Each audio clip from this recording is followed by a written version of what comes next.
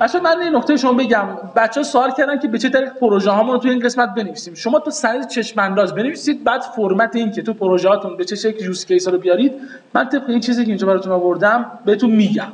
تو جلسات بعد بهتون میگم که به چه شکل اینا رو فصل بندی کنید و در اون پروژهتون قرار بدید. و پروژهتون هم هر چقدر کامل‌تر باشه میتونه حالا خیلی خوب نگاه کنید و برای پروژه پایانیتون هم استفاده بشه.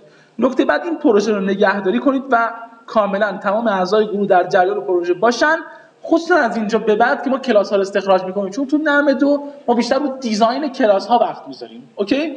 من میگم مثلا تو جایی تو نرم 1 این کلاس ها رو استخراج کردین، حالا تو نرم 2 اون کلاس ها رو این شکلیش کنید. یه کاری بکنید که تغییر پذیر بشه، یه کاریش بکنید که امنیتش بالاتر بره. اوکی؟ پس به خاطر همین مستنداتی که تو نرم 1 تعیین کنید حتما تو نرم 2 برای نرم 2 نگهداری کنید و حتما نرم 2 رو ترم آینده به نظرم بگیرید. اما بریم سراغ ادامه بحثمون با تحلیل یک یوز کیس دیگه. یه نکته بگم، ما یه جریان داریم بیزینس مدلینگ، استخراج حالا اون شناخت کسب و کار بود. یه جریان داشتیم چی؟ مهندسی نیازمندی ها. اینا آنالیز نیست. بعضی میگم داره چیکار میکنه؟ تحلیل دارم میکنم. نه، این تحلیل نیست. مدیریت نیازمندی ما استخراج نیازمندی ها میخوایم بکنیم. اینجایی که یوز کیس ها رو استخراج میکنی، اینجایی که ویژگی ها رو استخراج میکنی، اینجایی که شرح گام به گام میدی، اینجا تحلیله. الان ما داریم آنالیز میکنیم. کلا تو آنالیزیم. بعد میشه طراحی. ما در مورد طراحی 2 جلسه صحبت میکنیم. این جلسه و جلسه بعد تحلیل، 2 جلسه باقی مانده که میشه 30 و 7 نه 28 و 27 27 و 4 و 5 احتمال دیگه. آره این تاریخا میرن کلا رو دیزاین کار میکنیم. اوکی؟ دیزاین هم که انجام میدیم باز سختای خاص خودش داره. اما یوز کیس بعدی که میخوام تحلیل کنم یوز کیس، خب نسخه ثبت شد، ارسال شد به سمت مدیر فنی. نسخه یوز کیس دریافت نسخه جهت تایید. این یوز کیس رو باید تحلیل کنم. من یه لحظه این یوز کیس رو میخوام ازش اینا به هم میرزنم بعد سیوش میکنم.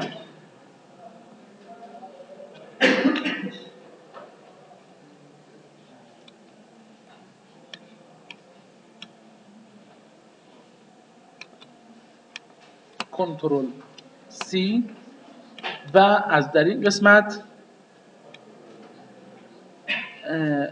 یوز کیس بعدی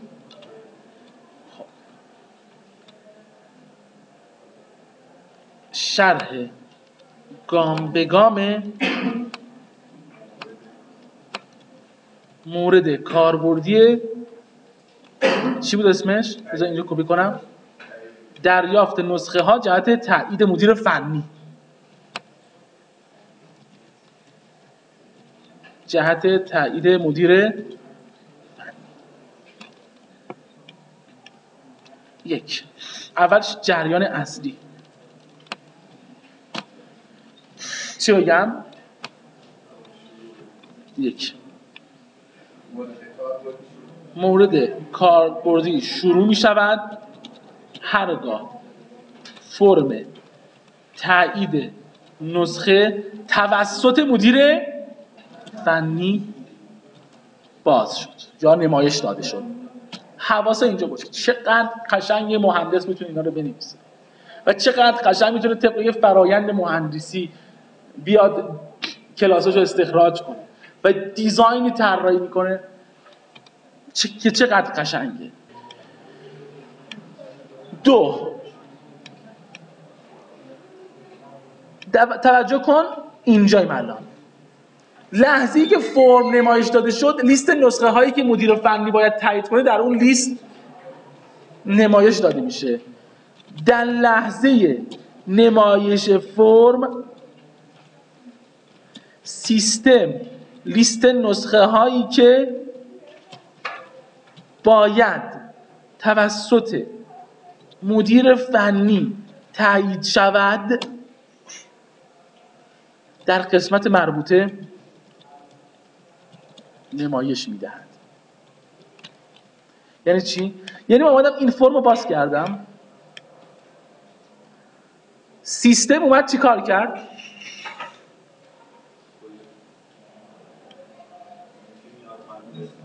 لیست نسخه هایی که مدیر کاربر پذیرش ثبت کرده میاد اینجا چی؟ نشون میده که مدیر فنی بیاد تاییدش کنه. چی؟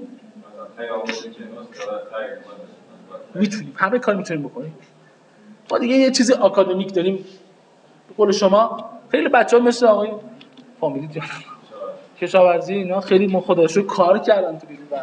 این مهمه. حالا مهم نیست در چه ترمی درستو تمام میکنی، 20 باشه، 10 باشه، 8 باشه، 7 باشه، اما وقتی فارغ باشی کار بلد باشی، دید داشته باشی، این خیلی مهمه. 3. مدیر فنی جهت تایید نسخه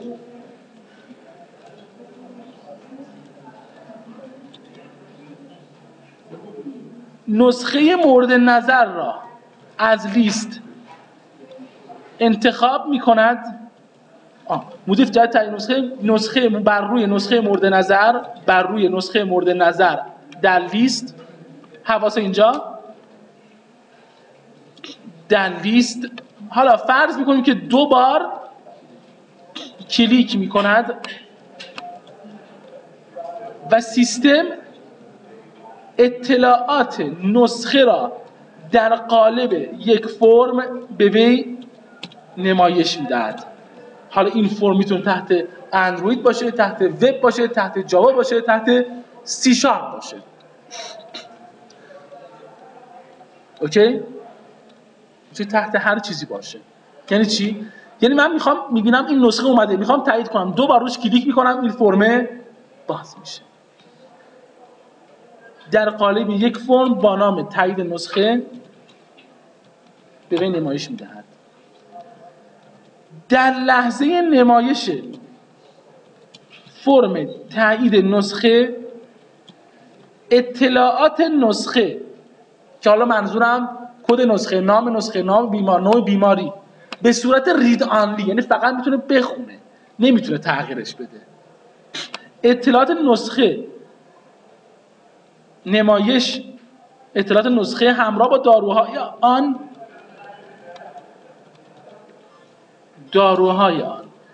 جهت تایید نمایش داده می شود. خب یعنی چی؟ یعنی وارد این فرم شدیم، اطلاعات نسخه رفت این بالا نشون داده شد، داروهایی که باید تایید کنه نشون داده شد. مدیر فنی این تیکا رو یکی یکی میزنه و بعد تاییدو مدیر فنی از لیست داروها را تایید می‌کند. یه چیزی اینجا ما کم گذاشتیم تو یوز کیس ها.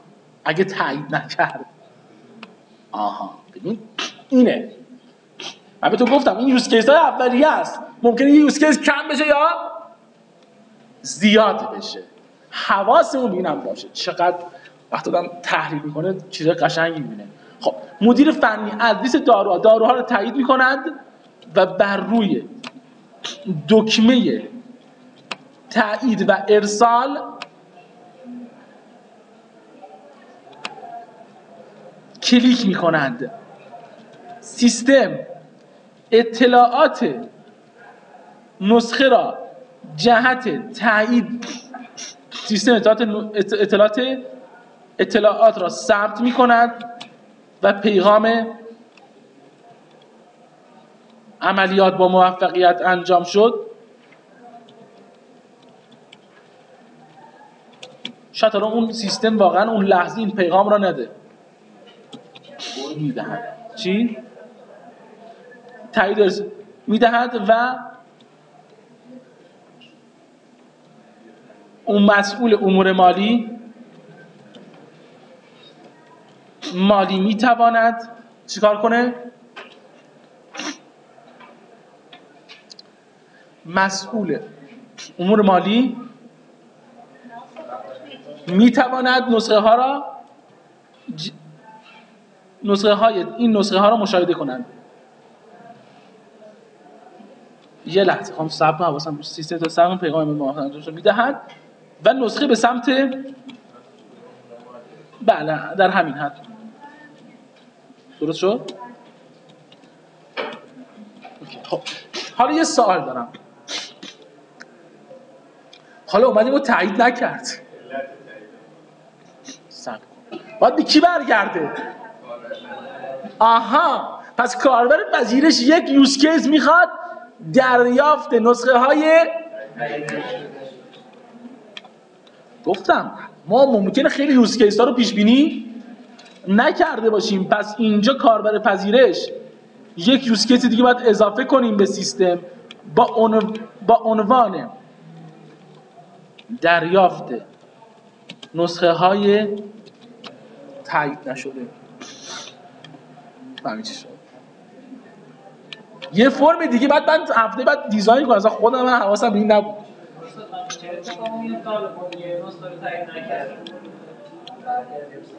برگرده. ببینید من اینو تو بچه به نظرتون تو جریان فرعی اضافه کنم، تو کجا اضافه کنم؟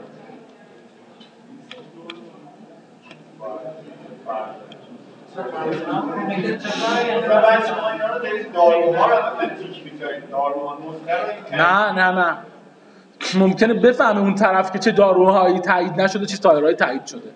ممکنه بعدش تایید بشه، ممکنه بعدش تایید نشه. اگه یکیش هم تایید نشده به عنوان نقطه تایید نشده، خب اونجا باید درستش کنیم. تو اون یوز کیس قبلی باید درستش کنیم. استاد چه کاری بعد تایید بشه؟ حالا مثلا این تایید نشد برگشته شما چقدر این قشنگه این بحثا. باید این روش نه حتی الان یوز کیس قبلی هم باید شب کاملا بشه جورای عوض شه بعدش نمی‌پردازن. بگو نسخه تایید نشده برمیگردن به کاربرپذیرش. حالا کاربرپذیرش چیکار کنه؟ چی نگاه میکنه؟ اون دارو رو یا حذف میکنه کلا نسخه رو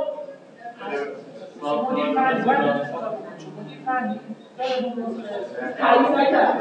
خب دلیل عدم تایید میشه سمت کاربر پذیرش. گوش کن.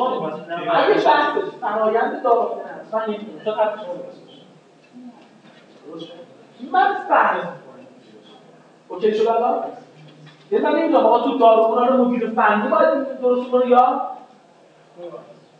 دیدید اگر اون کاربر پذیرش باید این کارو کنه حرف شما کاملا درسته. ولی فرض می‌کنیم با هم که چی کاربر پذیرش این کارو انجام میده. اون باقی مارک داره. بله به خاطر همین ما ببینید آقا چیز ما تو اکتیویتی دیاگرام نگاه کنید نوشتیم که به کاربر پذیرش پس میده و کاربر پذیرش داروها رو درست میکنه. ببینید یه موقع هستش اون دارویی که تو سبد گذاشته شده اشتباه گذاشته شده. اوکی؟ اون دارو چی؟ اشتباه گذاشته شده. وقتی هم عدم تایید زد کاربر میتونه کم و زیادش کنه دیگه. این دارو ببندید.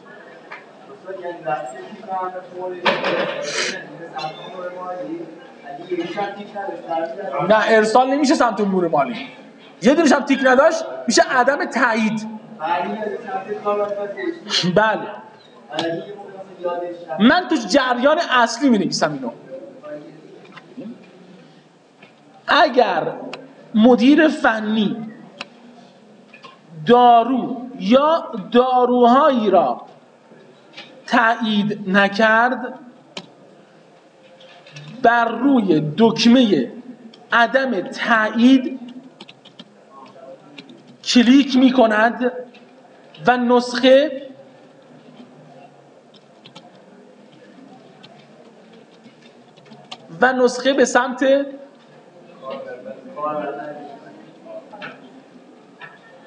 به سمت کاربر پذیرش برگشت داده می شود. حواست اینجا باشه. حالا دوباره کاربر پذیرش طبق یک فرمی باید یک منو اینجا باشه که من اضافه نکردم. طبق یک فرمی یک منوی اینجا باید بگه دریافت نسخه های تایید نشده. اوکی؟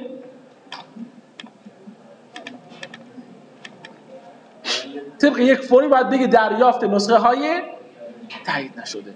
خب الان یه جریان استثنایی هم میتونه پیش بیاد. یه تیک نخورده باشه بعد بزنه تایید و ارسال. بله اینا بعد من ببین حرفش درسته که لطفاً تمام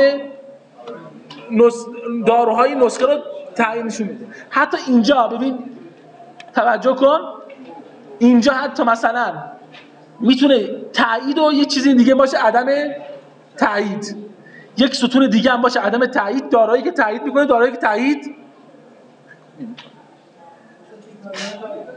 چی؟ میتونیم حالا بله یه چک باکس هم درست شد؟ میتونیم اینا هم بذاریم دیگه. چی؟ چه عجب شما هم هستیم.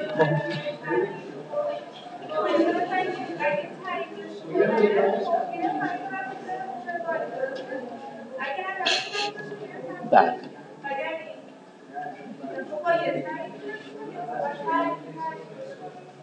نه یه فرم دیگه اینجا اضافه میشه دارم خدمتتون عرض میکنم. دریافت نسخه های چی؟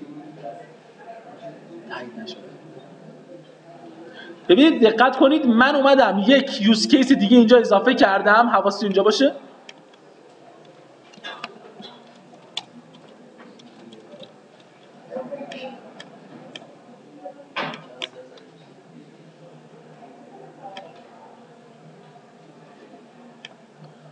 با نام دریافت نسخه های تایید نشده. اوکی شد؟ حالا من اینجا باید به منوهام یه چیز اضافه کنم با عنوان چی؟ حواس اینجا باشه دریافت نسخه های تایید نشده. به همین راحتی به یه منو اینجا اضافه کنم دریافت نسخه های چی؟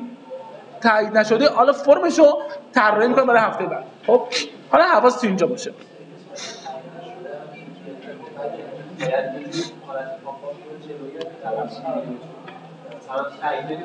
شما این کارو بکن، قبول کن فعلا این یوز کیس باشه، حالا تو اونجوری پاپ اپ نشون بده باشه. من نگفتم حالا تو این فرم، تو یه شکل دیگه اون یوز کیس رو نشون بده. ببین تو یوز کیس وارد مسائل فنی نشید. حالا خوبه تو شرح گام به گامش همینو بنویسی ها. من باشم اینم می‌نویسم که اون طرفی که میخواد این شرح گام به گام بخونه بفهمه این فرم چه شکلی نشون داده میشه. مثلا میدونی چی میگه؟ میگه وقتی یه نسخه تایید نشد اینجا یه چیزی بهش نشون بده که آقا حواست باشه یه چیزی تایید نشد. اوکی؟ خب حالا اینکه چه جوری نشون میدیم صرفا مثل تو این فرم نیست. خیلی ممکنه این نرم افزار واقعی با این فرق کنه. مثلا من میتونم این نرم افزار خب طوری بهش اینجا کار بکنم باش که چی؟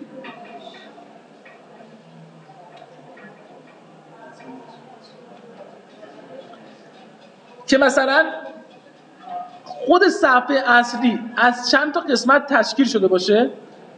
خود صفحه اصلی از چند تا قسمت تشکیل شده باشه. مثلا لیست نسخه های تایید شده، عدم لیست نسخه های تایید نشده، اینا رو همش قبلا در صفحه اصلی. درست شد؟ حالا بریم سراغ ادامه درسمون. بچه این یوز کیس جریان فرعی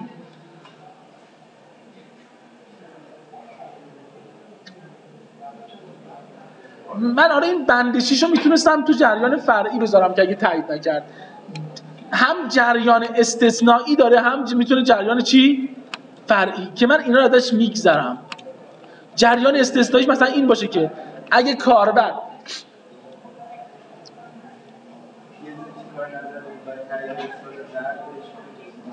یه سوال دارم، اومدیم و یه نسخه تایید شد بعد آیا تو این لیست باید نشون بده؟ نه دیگه تایید شده رفته. اوکی؟ تایید شده و رفته. بک‌گراندش عوض شه. باریکلا. دقیقا به همین شکل. بک‌گراندش به قولن عوض شه یا یک شکل خاص دیگه بگیره. حالا کدوم یوز کیس ها موندن که شرح گام به گام بدیم؟ یکی از این یوز کیس ها دریافت نسخه های تایید شده توسط امور مالیه. یعنی ببین قیمت دارو، قیمت مبلغ پرداخت اینجا نشون داده میشه و تایید و ارسال میزنه. اینم بنویسیمش. پس یوز کیس بعدی چیه؟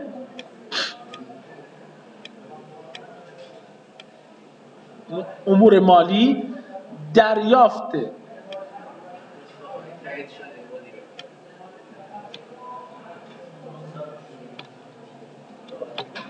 جانم اگه چی؟ تایید بکنیم تایید بره و نشد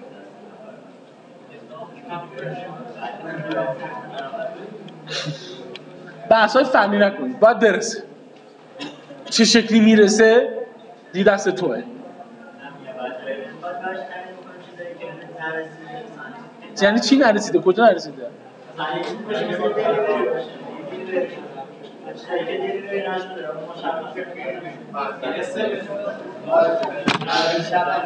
حواس اینجا باشه. خاطی نکنید اینجا تایید ارسال همش داره تو دل پایگاه داده انجام میشه و این داره پایگاه داده رفرش میشه. حالا انگار مثلا کجا دارخونه است همینجا با هم شبکه‌ن دیگه، همش تو نرم افزار آنچنان دیگه دیلیوری ارسال شده. یه پیغام فدایت شبم و یه پیغام نه اینا نمیخواد. ببینید یه تحلیل چقدر ایده به ذهن آدم میخواد برسونه. دریافت نسخه تایید نشده که اضافه کردیم می‌تونیم بگیم دو تا یکی تایید نشده توسط فنیه. خب حواس اینجا باشه کلاس شروع نشه تا این شرح گام به گام بنویسید. خب میرم داخل شرح گام به گام بعدی. مسئول امور مالی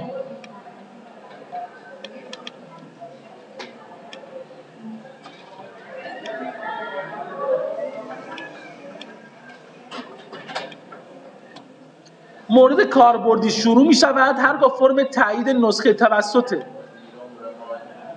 چرا فنی شد؟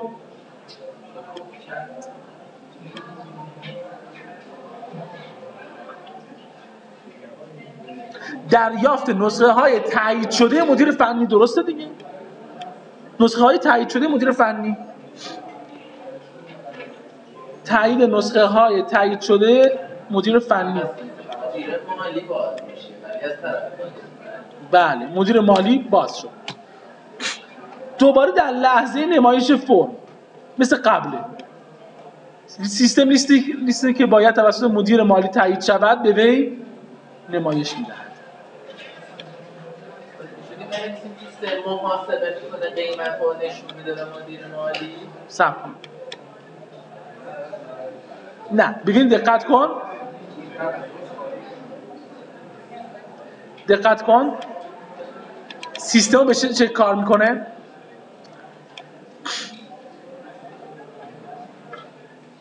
اینجا این دریافت نسخه های تایید شده مدیر فنی جهت محاسبه صورت حساب. دو بار روی کلیک اول یه لیست نشون میده، لیست نسخه ها. دو بار روش کلیک میکنه، سیستم فرم تایید نسخه جهت دریافت صورت حساب به وی نشون میده. اوکی؟ پس این هم میشه بند 3. حالا پس بند 2 در لحظه نمایش فرم لیست نسخه هایی که باید مسئول امور مالی تایید کنه به وی نمایش داده میشود. بند 3 مسئول امور مالی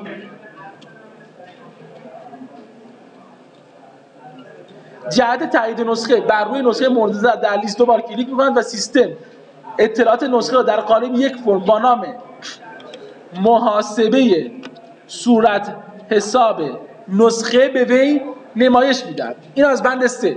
بند 4 خب نمایش می‌دهد و در لحظه نمایش فرم چیکار می‌کنه سیستم؟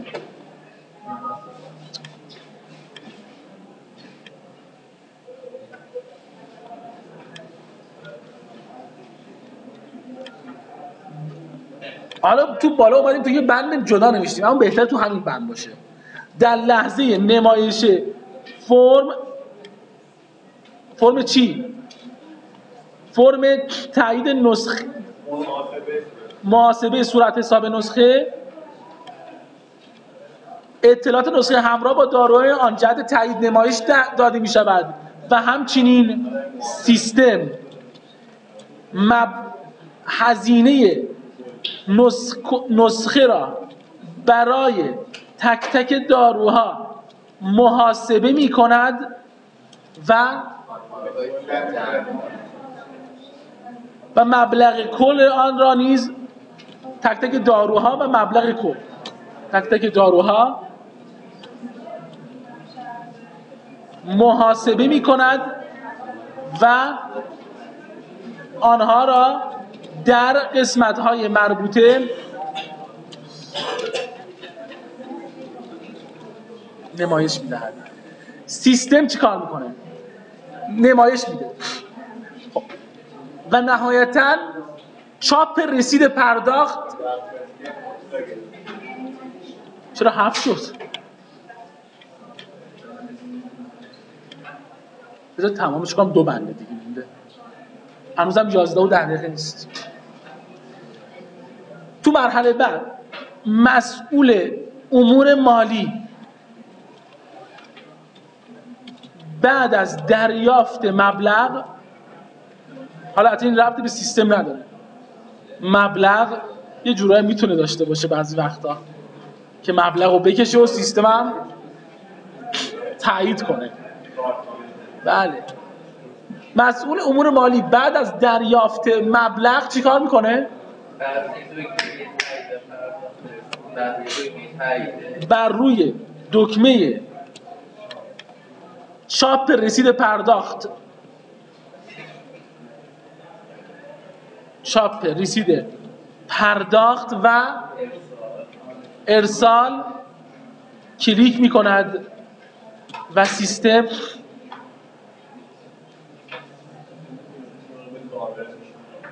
چی کار میکنه؟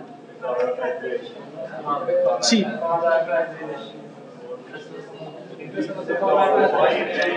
سیستم نسخه را جهت تحویل دارو به بیمار، این نسخه را بیمار به سمت کاربر پذیرش ارسال می‌کند. علاوه بر این تو این مرحله سیستم میاد اطلاعات، بالاخره یه سری اطلاعات هم ثبت میکنه که مثلا بله مدیر امور مالی این نسخه رو تایید کرده و مبلغش رو گرفته، اینم باید یه جا ثبت شه، به سمت کاربر پذیرش ارسال میکند و اطلاعات مربوط به تاییدیه، اینم باید اضافه کنیم، اطلاعات مربوط به تاییدیه نسخه توسط مسئول امور مالی را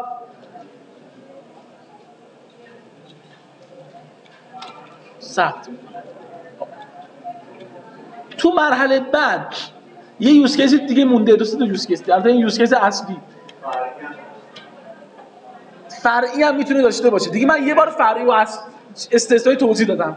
خب تو مرحله بعد چه اتفاقی میفته؟ اینم باید بنویسیم، درسته؟ این یوز کیس حدود 2 خط شرحشه که من اینو تو خونه می‌نویسم و بعد هفته بعد به شما نشون میدم. هفته بعد استخراج کلاس های تحلیل داریم. لطفاً دوستان عزیزی که با من پایگذاری نداشتن یا پاس نکردن، بحث چندی بین موجودیت ها، روابط یک به چند، یک به یک و چند به چند را بلد باشند و بیان. اوکی؟ خسته نباشید.